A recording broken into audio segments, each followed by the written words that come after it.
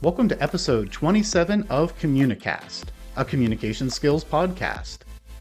I'm Scott D'Amico, president of Communispond, a global communication skills training organization.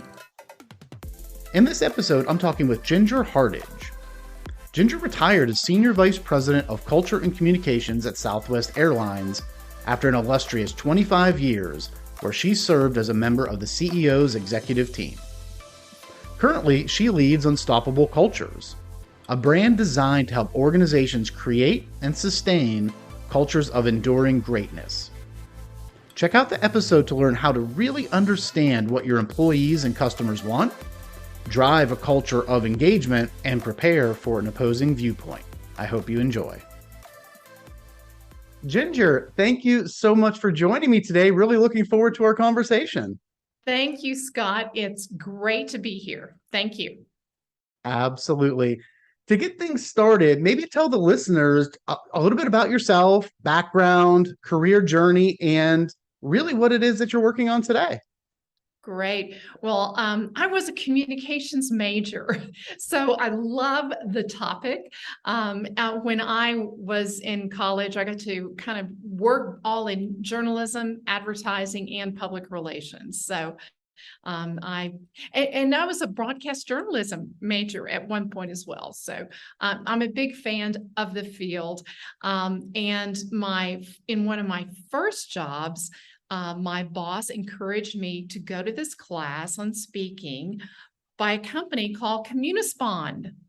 I think I've heard of them before. Wow, fantastic. Isn't that great? So that again kind of reinforced and set me on that trajectory in my career. But I must admit, I was not very good with the gesturing part of speaking, and that is definitely one thing I so remember about the Communispond class and how I was encouraged in that. So I joined Southwest Airlines in 1990, where I spent 25 years of my career. I started as the director of PR and I left as the senior vice president over culture and communications and had a fabulous team of 150 people at that point. So my communications areas have been, started out more as a writer, producing newsletters, speeches, that sort of thing. Then primarily focused on media relations, working with newspapers, local televisions, ended up on 2020 and ABC Nightly News. So the Communispond training definitely came in handy at that point. And then more involved later on in my career in the strategic direction of communications and the blending of culture and communications. And I'm a very strong advocate that a robust communications program can really change your culture. Too many organizations communicate like with policies. I believe that policies inform people, but storytelling and rich communication can inspire people. That is awesome. I love the way that you position that there. Policies will inform, really storytelling and strong communication are going to inspire people and I believe move people to action and motivate people. Thank you for sharing that background. So it just seems like this topic of communication skills really is in your wheelhouse and we're really what you focused your career around. So I'm really excited to hear your thoughts around this. First question is, when you think of communications, and we just talked about communications can really have a major impact on an organization, its people, its culture. And I know Southwest is just so well known for the strong culture there around employees and customers. So as you think around this topic of communication skills and what it means to be a great communicator, what comes to mind when you hear that somebody is a really strong communicator? I definitely think of one person when I think of that early on, and that's Herb Kelleher, who was the founder of Southwest Airlines, and learned much about communications from Herb. He, one of his greatest strengths was listening. And I really learned a lot about that from him. He could recall people's names, but one of the things he always did, he remembered something about the conversation. He remembered something about their children, what they wanted to do in their job. But he was a master at listening and really connecting with people that way. I also think a great communication skill to master is nonverbal. And one of the first trainings I ever did in communications, the instructor had us all look at our feet. Where were our feet pointed? And some of us, we were not even pointed toward the audience, right? So that was one of my early lessons about nonverbal. Where are your feet pointing? So I practice this at every cocktail party. If I'm talking to someone, I make sure that I'm firmly focused on them. And it's amazing how much that really does drive your focus and your centeredness toward an individual or toward an audience. So always look at where your feet are pointed, nonverbal. And obviously written communications. But I run across a lot of people that written communications isn't their first love or where they want to spend their time. So I encourage executives to partner with someone who loves that aspect, written communications. And of course, the larger the organization is, the more resources they are going to apply to that and have specialists in different areas of communication. So I encourage executives to partner with someone. And the most successful executives benefit from someone who understands their voice and can help them drive that communication. And then, of course, speaking, and that's my career focus now as a keynote speaker. And most professional speakers have a subject matter, a swim lane that they primarily speak in. And I speak on workplace culture and leadership, and that is where I tend to focus. But to be able to speak on any topic, you need experience. And so I have that. I've had the experience of leadership in the corporate world for about 40 years. And then since then, in the 100+ organizations that I've worked with on aspects of culture. So speaking with credibility can involve years of experience, but it also requires that we continually stay up to date on the topic of whatever we're speaking on. Excellent. So much great stuff there to unpack. And I read an article yesterday that ties into what you were talking about. It is that really, really effective and strong listeners listen with their ears and their eyes, because so much of communication is that nonverbal that you touched on. Where are my feet pointed? What am I doing with my hands? Gesturing. How is a person, just their eyes and their facial expressions are going to give you so much information, so that when you are listening, you really need to tune in, whether you're face-to-face, on a video call like this, in meetings, really trying to hone in on what's going on with a person's body language. They're going to give you a lot of information there. And then the other thing that you touched on that I'm a really big advocate for is around writing. There's just so much, we get so much, especially now via email, where if you're not focused on your writing and really getting your point across and what you need that reader to do, it's going to become noise.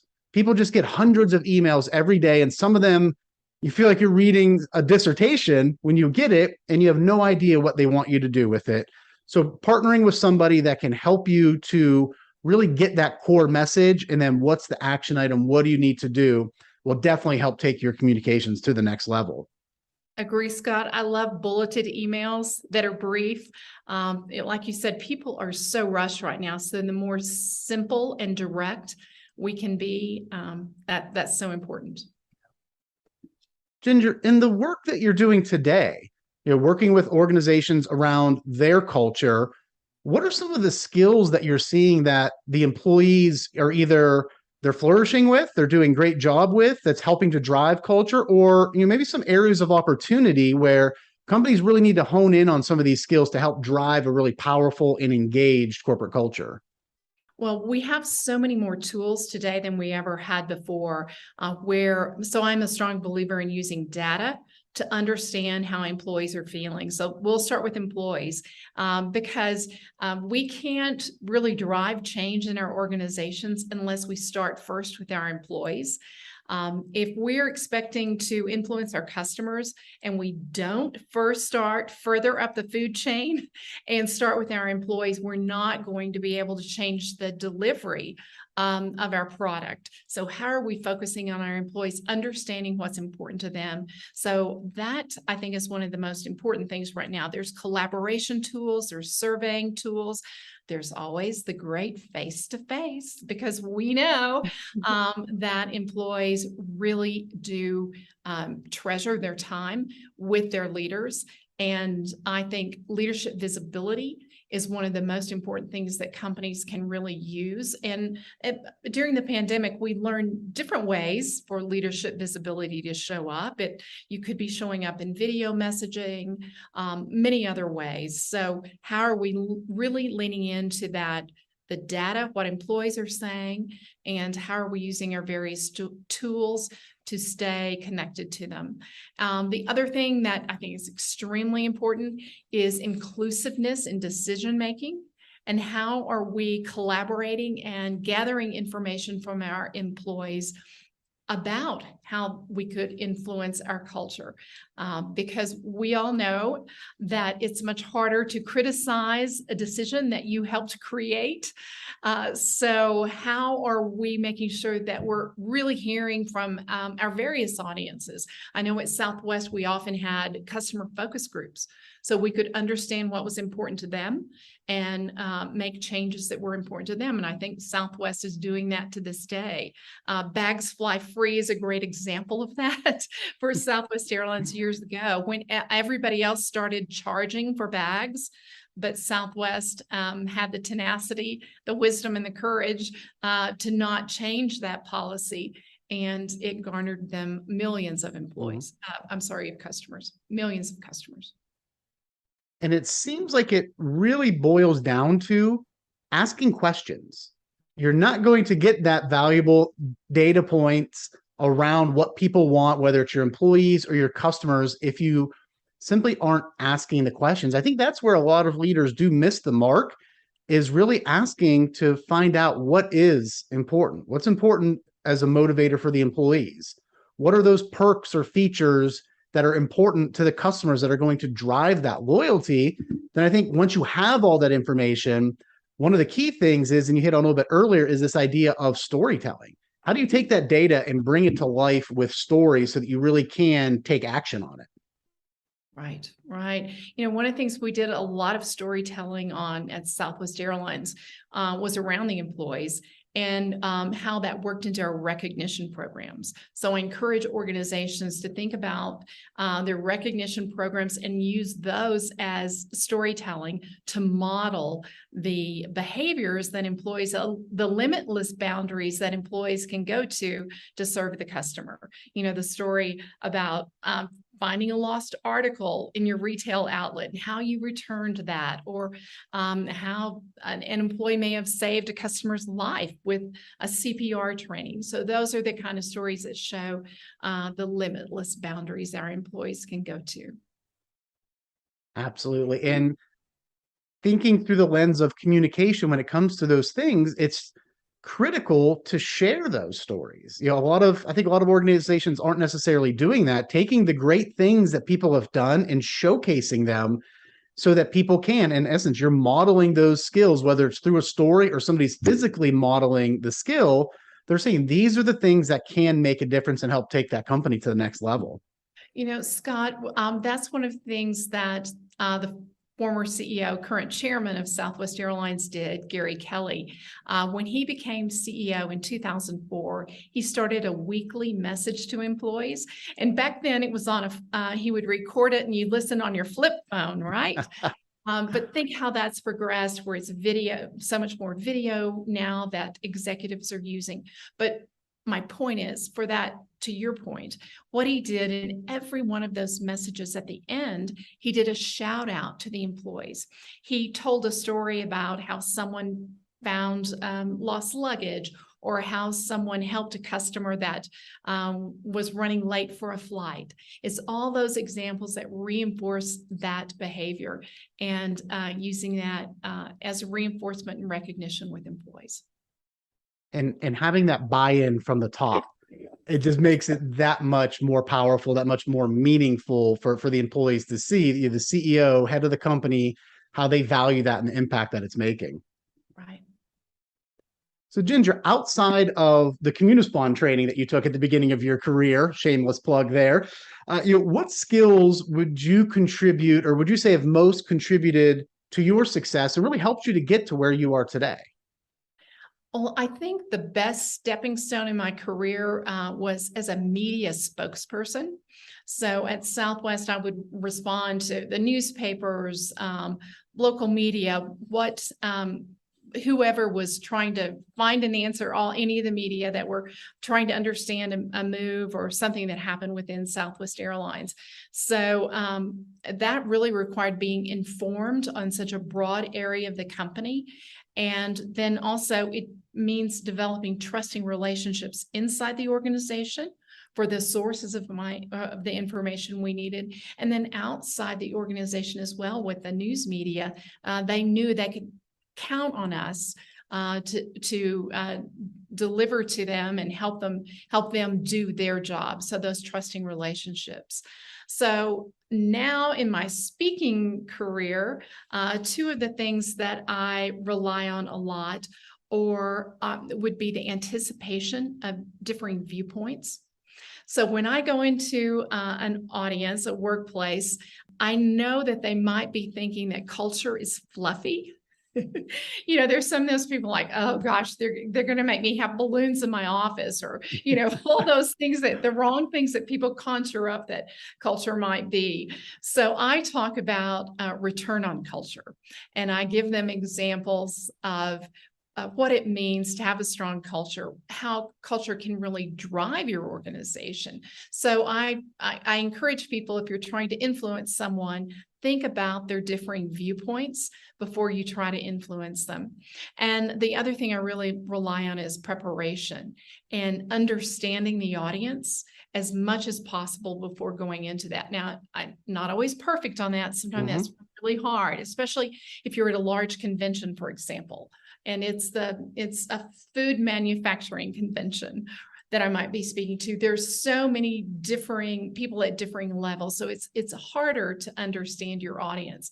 But I always remember a story that my dad would tell about, he served in World War II, and he was at a base in Yuma, Arizona, and a very famous comedian came and addressed the audience. And he really did understand his audience. And they started out with saying, well, it's great to be in Yuma, Arizona, an oven with a landing strip. So my dad would tell that story over and over again. And I always remembered that as a great example of understanding and relating back to your audience. And I always think it's great if you can, especially in a public speaking environment, to start off with some humor, because that really does help you relate to the audience and relaxes them, and hopefully they know they're in for an informative time. Oh, I love that. What a great story.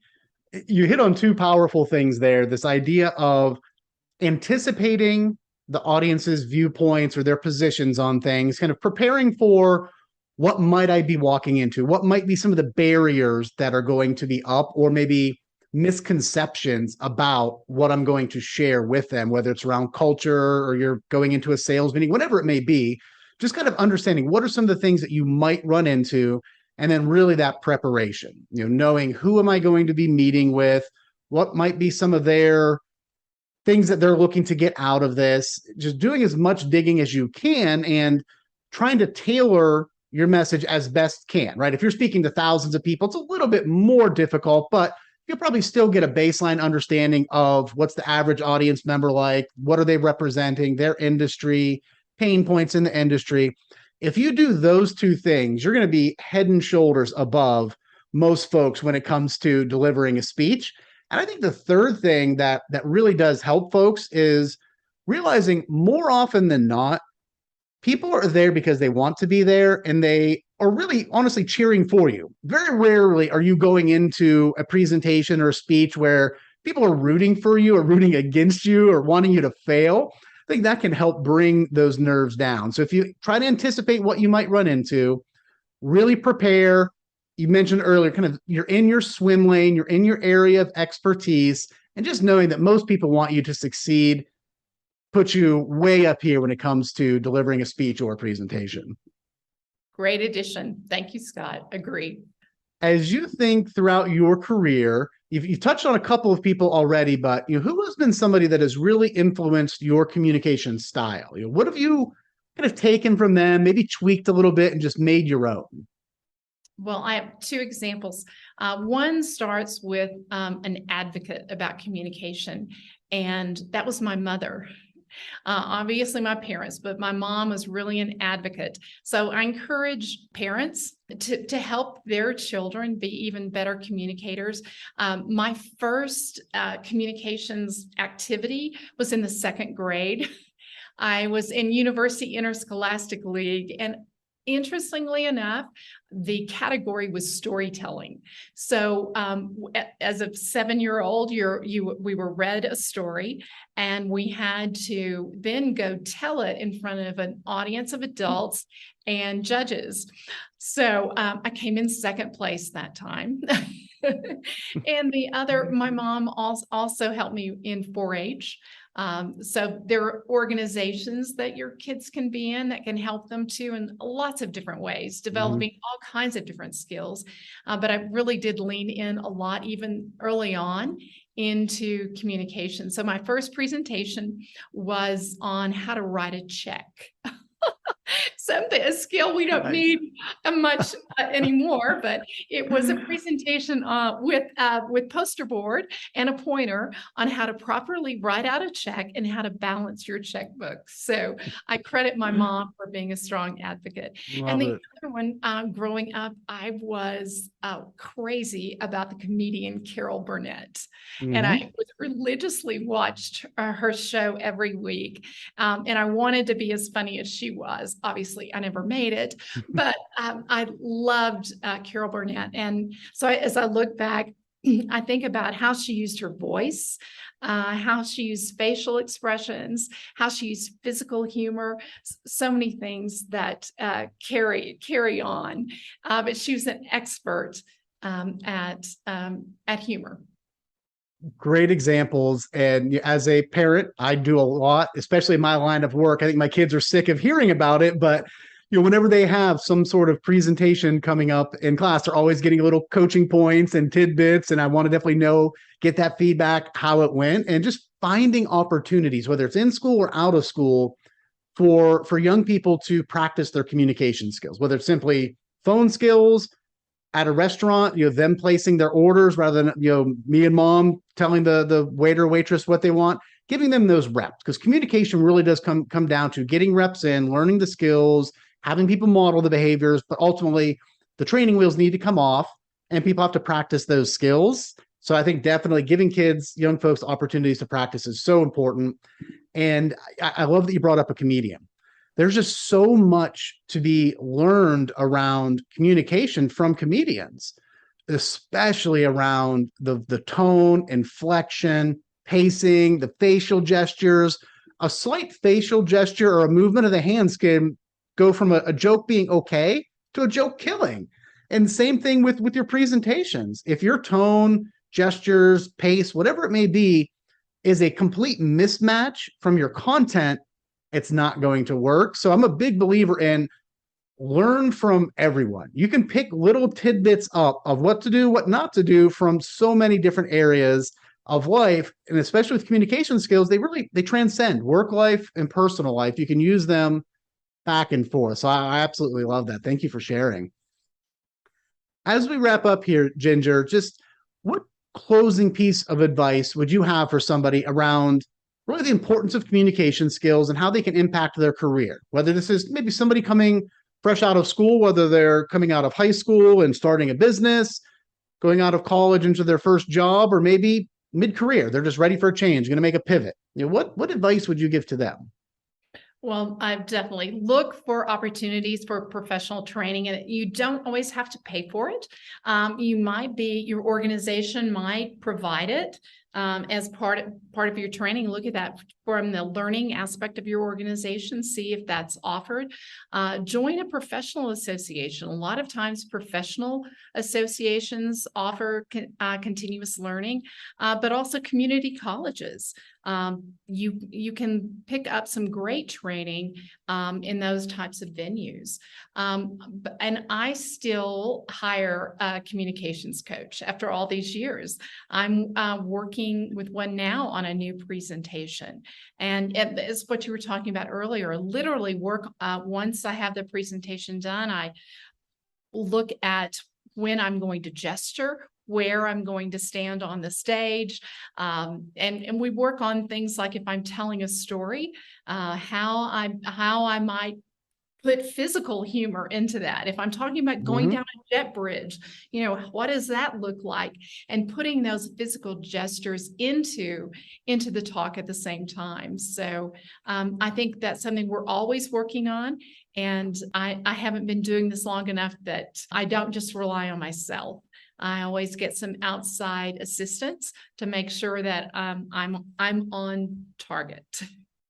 Look for outside assistance. I think that's a great way to put it because, as you mentioned, there are so many resources out there, whether it's from company-sponsored training, taking a course at the local community college, finding a self-paced course online or video to watch, working one-on-one with a coach, or simply observing people. You're going to find ways where you can improve. That is great advice.